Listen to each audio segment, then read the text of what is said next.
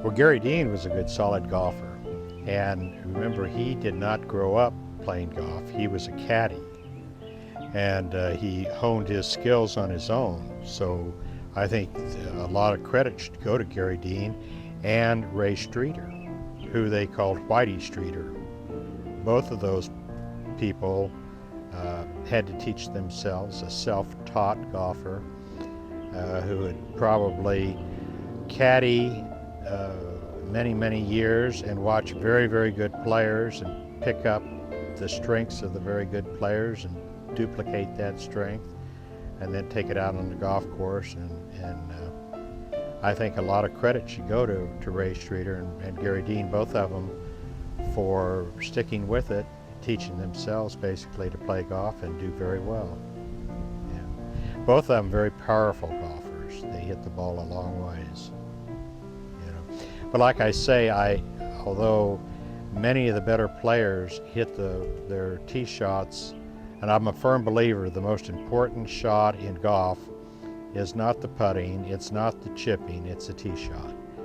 Yes, and in fact I just read a short clipping in Texas. I live in Texas now, and about Byron Nelson and Ben Hogan both believed the most important shot in golf was the tee shot, and I strongly agree with that, because if you can hit it long and straight, a game of golf gets a whole lot easier.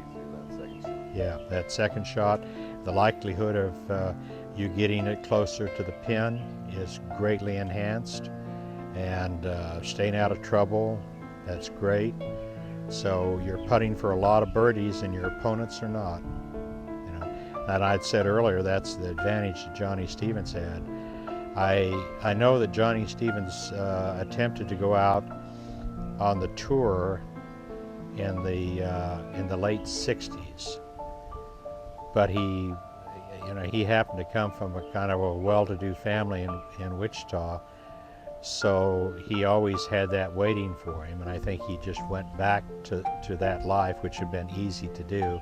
Because I always thought that Johnny Stevens in the 60s and 70s would have been what people view today as Tiger Woods